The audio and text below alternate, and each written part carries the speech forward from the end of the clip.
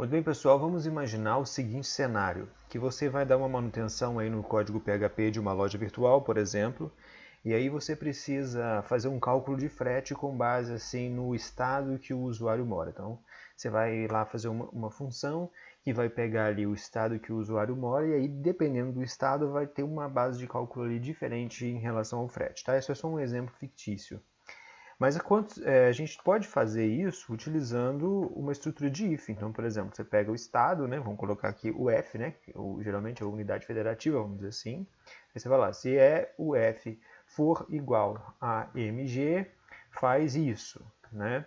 E aí, só que aí a gente tem 26 estados. Então você pode fazer 26 ifs, né? Ou você pode fazer uma estrutura assim de if-else, né? Então, se não cair no if mg, você pode colocar aqui else if uf igual a sp, e assim você ir encadeando os ifs e elses que você vai conseguir fazer também. Então a gente chama isso de encadeamento, correto? Dá para fazer assim, dá para fazer assim. Tem uma outra estrutura também, que é o else if, que aqui ó, a gente colocaria else e já emendaria um if nele. Deixa eu aproximar aqui com um zoom, para ficar melhor de vocês visualizarem. A gente já emendaria aqui com o if nele e faria o próximo teste, então. Então, colocar aqui o f igual a sp. Aí, no próximo, else if o f já está ficando melhor, tá vendo? Igual a rj.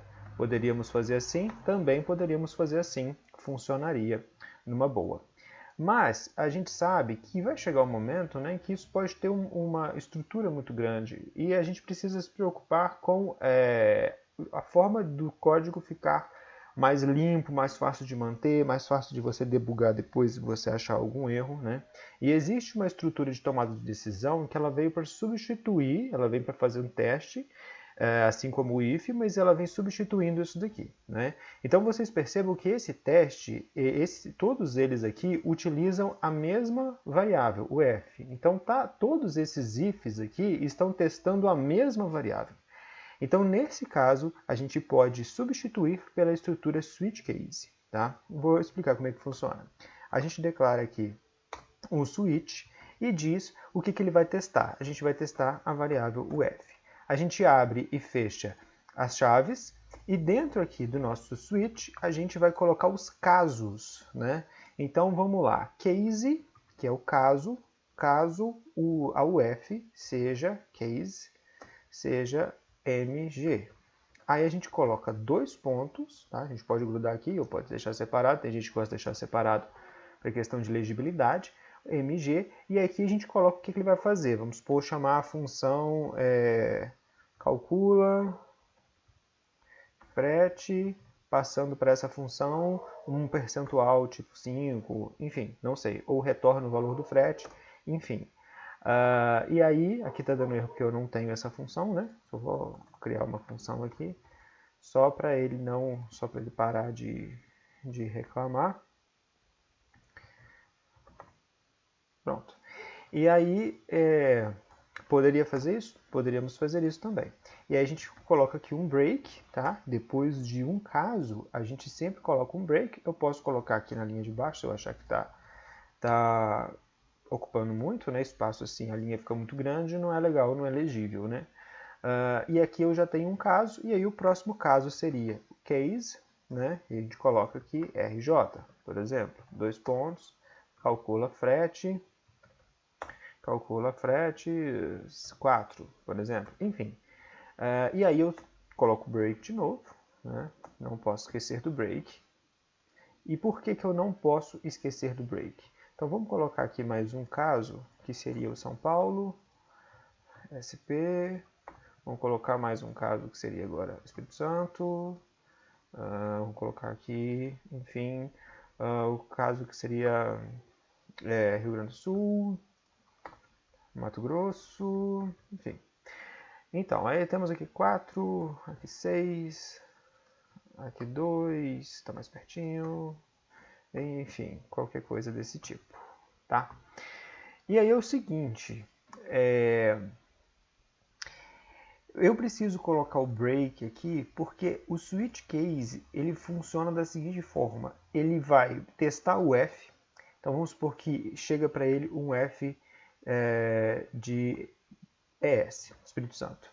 Então ele vai testar o F e vai, não casou aqui, não casou aqui, não casou aqui, casou aqui. O que tem que fazer? Calcular o frete com a base de 2. Beleza, calculou. Se o break não tivesse aqui, o que ele ia fazer? Como é um switch e ele encontrou uma entrada aqui, ele entraria no caso e continuaria os casos subsequentes, se não houvesse o break. Então, o break, ele na verdade força a parada do switch no caso específico e ele não executa outros casos, tá? Em determinadas situações, você vai precisar usar o break, como a gente precisa aqui, porque ele precisa calcular o frete apenas uma vez. Em algumas situações, pode ser que você não precise desse break. Tá? E o que acontece quando ele entra num switch, numa estrutura de switch case, e não casa com nenhuma das opções? Ele simplesmente sai da estrutura sem fazer nada. Mas a gente pode definir também um comportamento padrão. A gente coloca aqui no final um default. Tá?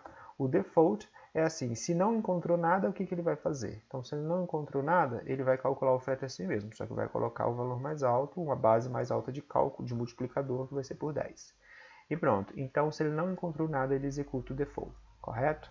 Então, essa é uma estrutura mais interessante para a gente fazer tomadas de decisão, como, por exemplo, um menu, enfim, coisas que precisaria do encadeamento de ifs e elses, mas ficaria ruim. Então a gente faz dessa maneira que essa maneira é mais legível. E ela testa apenas uma variável. Tá? Então só dá para usar se o teste for de apenas uma variável. Porque eu não sei se eu acho que eu não abordei isso, mas os testes podem ser de mais de um elemento, né? De mais de uma variável, de mais de uma situação. Né? Então eu posso ter, por exemplo, sim, a variável UF, né? E eu posso ter também a variável, sei lá, vamos colocar aqui uma variável preço, né? O valor da compra, então valor. Né? Eu tenho essas duas variáveis, que eu preciso testar ela, porque não é só o F que vai impactar no valor do frete. Né? Então, nesse caso aqui, no switch, eu não consigo testar mais de uma variável. No if eu consigo. Né? Então, eu vou if uf igual a sp, e aí quando eu coloco dois e's comerciais aqui, eu estou dando um i. E o valor for maior do que 100. Aí o cálculo vai ser de um jeito. Né? Então, esse i aqui, esses dois e's comerciais, é um i. Né? E isso tem que ser verdadeiro e também isso tem que ser verdadeiro. Eu poderia colocar um ou, que são esses dois pipelines aqui, tá? Se você vai procurar no teclado, geralmente está do lado do Shift, do lado do Z aí, na parte de baixo do teclado, tá? São pipelines. Se eu coloco dois pipelines, ele entende aqui que é uma estrutura de OU, tá? A comparação daqui é OU. Ou seja, se essa for verdadeira, está valendo. Ou essa for verdadeira, também está valendo. Então, se essa for verdadeira, essa falsa está valendo. Se essa for falsa, essa verdadeira está valendo também. Se as duas forem falsas, aí não tem jeito. Se as duas verdadeiras, também está valendo.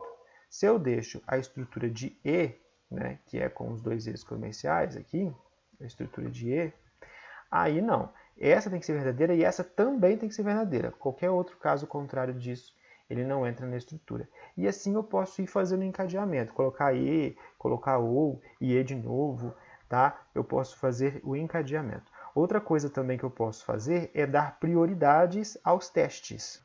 Um E, valor igual a 100, e maior que 100, e desconto igual a 0. Tá? Ele faz esse teste primeiro. Se esse teste retornou, o que esse teste retornou, né, verdadeiro ou falso, depois ele compara com esse teste aqui. Também dá para fazer assim. Então, pessoal, são essas estruturas de teste que a gente tem de tomar de decisão, e é a última coisa que a gente está vendo aqui antes da gente fazer a nossa primeira aplicação de fato, assim, para treinar vários desses conceitos, tá? Então, na próxima aula a gente já vai fazer a nossa primeira aplicação, nosso primeiro sisteminha.